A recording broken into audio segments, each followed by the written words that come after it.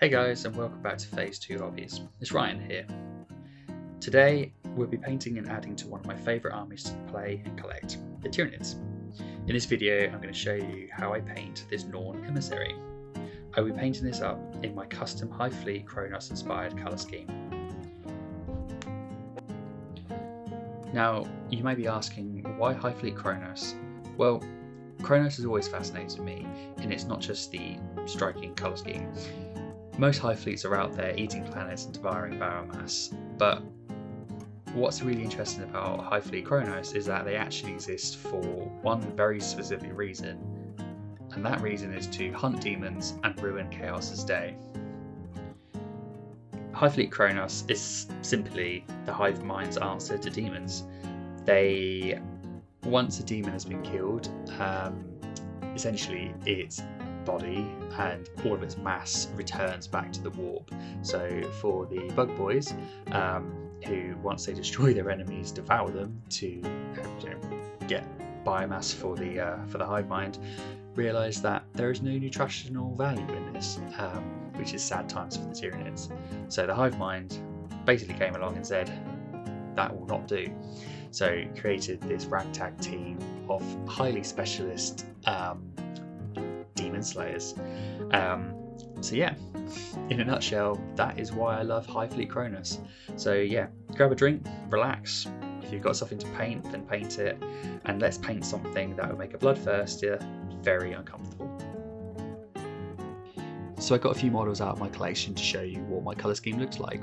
So on the Swarm Lord, the Tyranid, the Death Leaper and the little Termagant, you can see that the main body of the main skin is painted goes all the way from dark black all the way up to sort of like a very light grey to pick out all the highlights. The canopies are painted red, but they kind of phase into this, which I think brings the uniqueness of my colour scheme, into this very light yellow. The claws and the bone and kind of any vents or anything like that are painted in this turquoise that goes all the way up to this very bright turquoise, almost white. And anything like on the Death Leaper, anything that's kind of fleshy, tentacly or anything like that is either painted a very dark purple or like a very bold pink. So we're starting simple. The entire model gets a black primer. This one is from Colourforge. This is my favourite, black spray paint. It's nothing fancy, it's just a solid dark foundation to keep everything grim and menacing. I tend to prime all of my minis black. I find that it's really useful if there is areas on the model that you can't get to with the paintbrush or airbrush or anything like that, then the black spray paint instantly creates this very dark shadow, and there is definitely paint applied there, so it is your best friend. Once that's dry, I dry brush the entire body with deep grey from Army Painter. This is where the texture really starts to pop. All the Tyranid muscles and details suddenly come to life. I'm not using anything particularly fancy here. These are some old Army Painter dry brushes, but you do not need to use them. Any cheap dry brush or kind of makeup brushes or anything like that, they work just as fine. I've had these a long time. They're not in the best condition, but they're sort of a bit of a staple to my painting. But yeah, you do not need to use anything fancy for this stage, just something that's large. You may want to go between sort of two sizes, large and kind of a smaller size, to get inside sort of like the nooks and crannies, because there is some parts of the flesh that are, if you build the model in this type, oh, it fell off the base. Once that's dry, I then dry brush again the entire body with Administratum Grey from Citadel, but the trick is here is much lighter. Don't go crazy, we're definitely not trying to turn him into a space wolf, it's just enough to catch all of the raised areas and the finest detail. At this point, he already looks like something that crawls straight out of the warp, specifically hunt demons, which, as you know by now, is lore accurate. So now it's time to use my favourite colour, Red Gore by Vallejo. I use this to paint all of the canopies. This by far is the worst part about collecting and painting Tyranids. There isn't really a hack to do this. if you're going for kind of like high tabletop standards, I guess that's kind of what I'm aiming for here, to the best of my ability. You can't really do this with an airbrush, so yeah, it's very much kind of grab your best paintbrush. Just for reference for what I use the Red Grass #2 size paintbrush. That's my favourite. Yeah, there's no real way around it, unfortunately. It's just, yeah, make yourself a drink, put some music on, knuckle down, and yeah, embrace the grind. This is definitely the worst bit, but once it's done, it very much does create, you instantly get to see what your Tyranids are kind of going to look like. Yeah, and I really love this red because against the sort of like the cool dark skin, yeah, this kind of angry red really contrasts very, very well. Once that's down, I wash the canopies with Berserker Bloodshade by Citadel. This adds depth and makes everything look very organic. It makes it look like the canopies have grown that way, creating and casting shadows rather than it just being painted on. Red is a very interesting colour and sometimes can be quite a difficult colour to paint. I don't normally use a lot of washes. I do with my Tyranids and I do with my Tomb King, but sort of like any army that I've started after these guys, I tend to not use that many washes. But I do find when you are kind of trying to paint horde armies, yeah, definitely use any tricks and tips to make things a lot easier and a lot quicker. So at this point, I thought it would be good to show you what the model looks like. At this point, I very much say this is very much like classic Hive Fleet Kronos. I think from this point on, if you really wanted to do classic Hive Fleet Kronos, then just a few little highlights on the canopies, and then yeah, ooh, the head fell off. Yeah, a few little highlights in the canopies, and then paint it sort of the bones and stuff turquoise. But from this point out, this is where I start to really deviate into my own colour scheme. For the next few steps, we're going to be using the best hobbying tool you can find, and that is the humble sponge.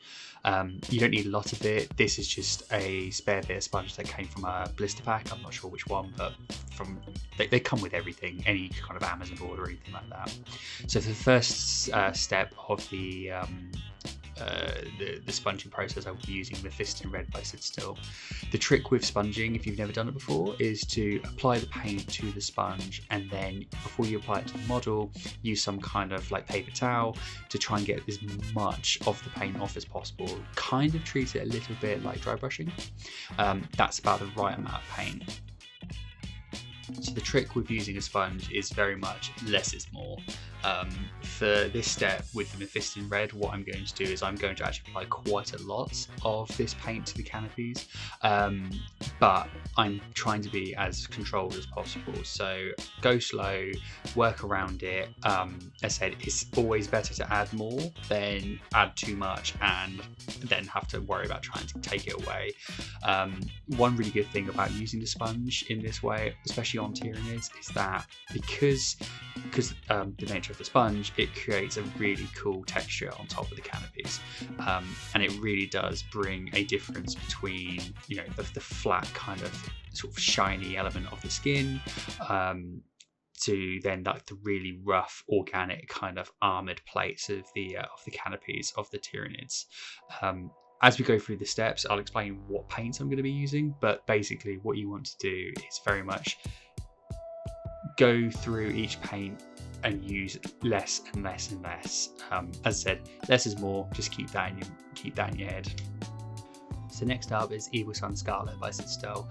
So with this, as I said, with each layer of the next color when it comes to the sponge, just try and focus it more towards the kind of center and the top of the model, and apply less. So again, at this stage, because there's quite a few colours that we're going to apply to this canopies, I'm still applying quite a bit, but just like 15% less than the original colour. And then as you go through, it'll be like 25%, 30% less, all the way up to the final colour, which will be like 5% of the original colour. So next up is Wild Rider Red by Citadel. Again, focusing more on the middle and just applying a little bit less than the last layer. This is one of my favourite colours to highlight red. Again, red's a bit of a difficult colour. Sometimes when you start trying to increase its lightness, it ends up turning into a pink. But yeah, this like slightly off orange red really does a good job of highlighting. Next up is one of my favourite colours, Sun Yellow by Vallejo. With this, because I'm now trying to be even more controlled, I'm going to use the tweezers. The trick with this is restraint. As I say, you want to really stick to the kind of like that where the highlights would be with this. The trick is that you want it to be a pop of colour and not make it look like Ronald McDonald has joined the Hive Fleet. Less is definitely more with this colour. It is incredibly striking. Yeah, it's more of a strategic kind of oomph to the army and not something to completely take over. Don't worry if you do get any of the sponging onto the skin. In the next few steps after the sponging, I will show you how to clear it up. As you can see in this, I'm getting yellow on the skin. Don't worry, it's not a problem. And now for the final colour in the canopies we're going to use with the sponge, and it is Dawn Yellow, named after my favourite Primarch. With this step, very much is, again, just like the other ones, but very much more with this one. Less is definitely more. This is very much just the highlights, very much just the tops of the canopies, very much like on the horns and the sort of the top of like the smokestacks and all that kind of things. Very much this is just like the final kind of like piece de resistance with the canopies.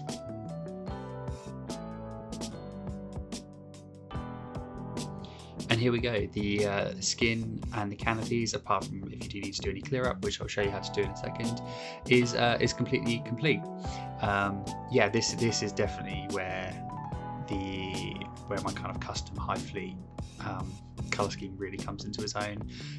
The contrast between the red, the yellow, and then the really dark skin, it just really makes it pop, especially once you start adding in the other details of like the brains and the claws and oh wait. Does anyone else's models just always fall apart halfway through painting them?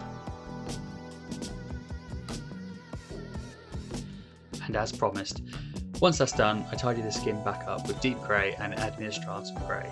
Administratum grey is a really hard colour to keep saying over and over again.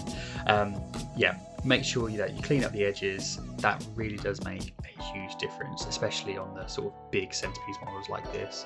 This is a step that I do take quite a lot of time over. I think it's one of those things, the more that you can kind of fuss around with it and more sort of time you can put into this step, the more it goes from looking like just a dry brush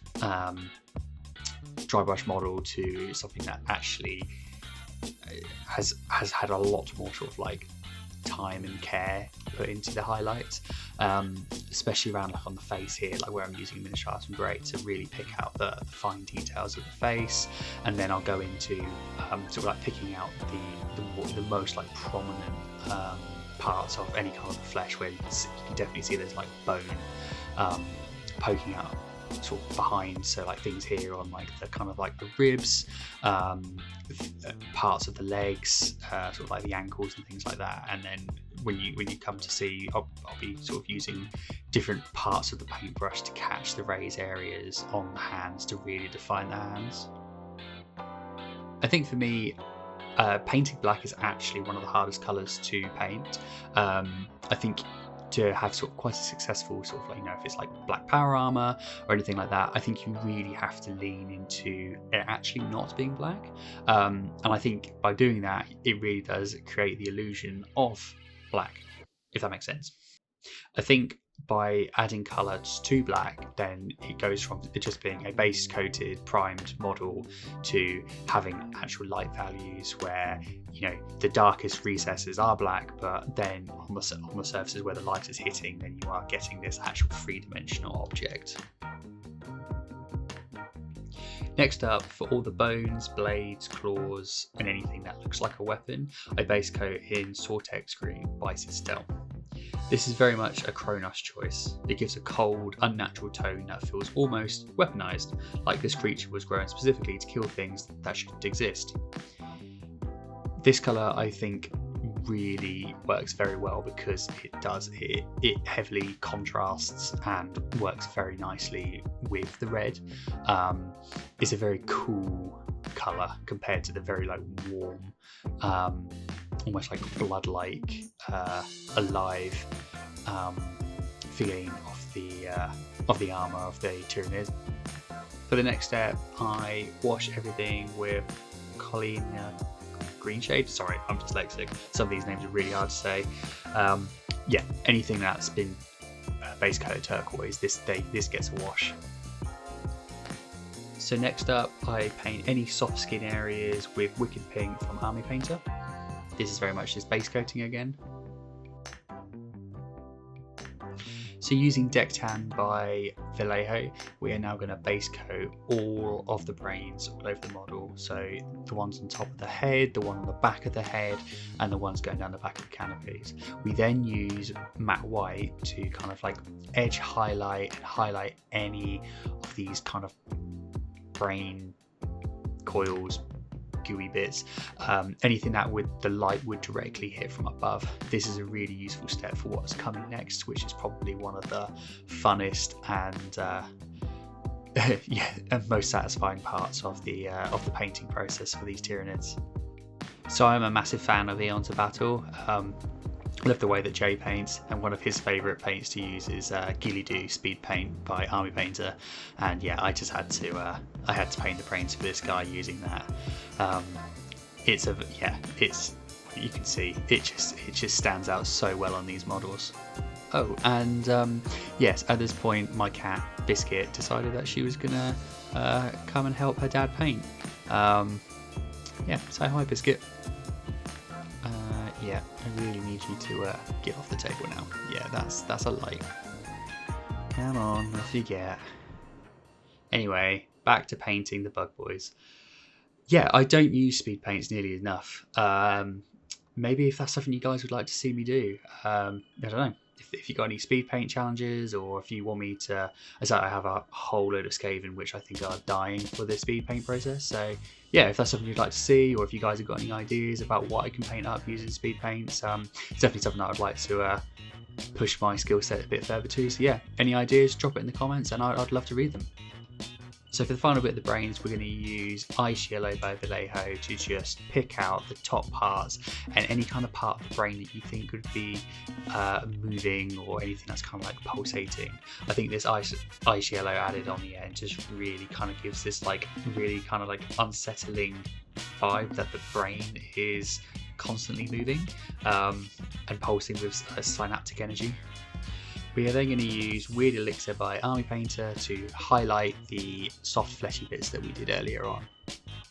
So we're now going to use Vallejo's Royal Purple to paint any of the tentacles, any other odd alien bits like at the sort of the base of the tail, and there's also another little bit just above where the head would be on the back of the model.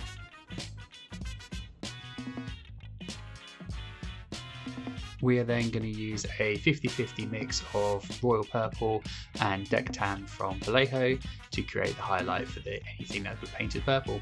So as you can see here, I'm just using my brush to sort of like stipple along the side of the tentacles to create another type of texture.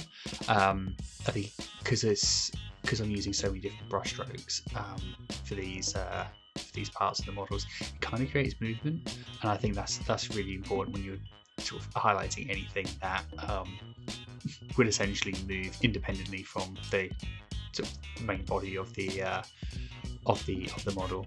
And then here I am just finally using again some of the Ice Yellow from Vallejo, which is one of my favourite paints to highlight. Just using this to highlight the very, very sort of like highest points, or any parts that would be caught by the light on the purple. And while we have the Ice Yellow out, I'm just going to base coat the teeth.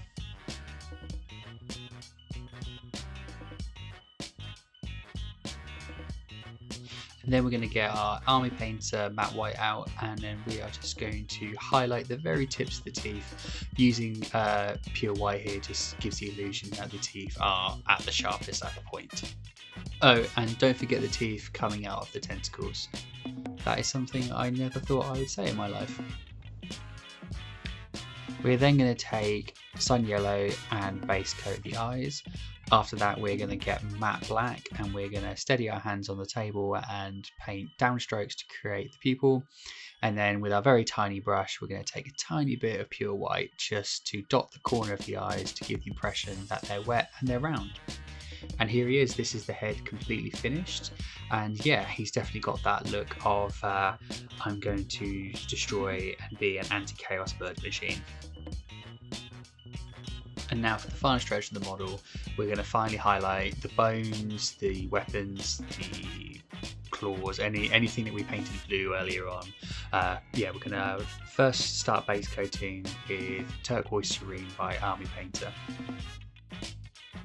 And for the final step of this painter's tutorial on how to paint my Tyranid colour scheme, we're going to use Marine Mist by Army Painter just to do the absolute sharpest highlights on anything that is turquoise.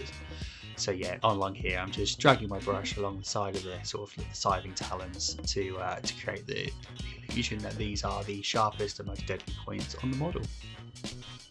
And with that, the NORN is complete. So yeah, this is how I paint the entirety of my my Tyranid collection. Yeah, definitely want to paint more Tyranids on this channel. And now it's just time to base the model, so I'll quickly go through that, and then I will show you the final result. So we start by base coating all of the rocks with Deep Grey by Army Painter.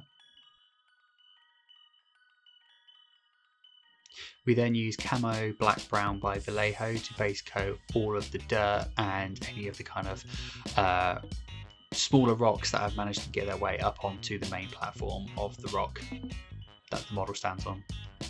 You don't have to be particularly neat at this point. The later steps will blend everything together.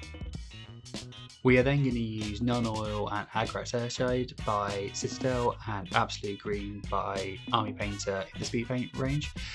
Working quickly, what we're going to do is we're going to put the Non-Oil all over the rocks. We are then going to put Agrax Earthshade all over the ground where it meets the rocks, and then we are then going to use the speed paint Absolute Green to almost dot this on in random locations to kind of give a more realistic mossy and nature feel to the rocks. And what happens is, because we're doing this all while each stage is still wet, while it's drying it will all blend into one and give this really realistic finish. We are then going to dry brush only the rocks using Administratum Grey, trying to keep this sort of as precise as possible. A little goes a long way. And then after that we're going to use Mournfang Brown by Citadel, and then we are going to dry brush the ground but also dry brush the side of the rocks as well. This kind of gives the rocks a less painted feel and more of a realistic kind of, these rocks haven't just been plonked there but have been there for years, and mud and dirt and grime has managed to find their ways up one side of the rocks. We're then going to take our matte black and paint the rim of the base. And with that, it's done. And yeah, pretty happy with this one.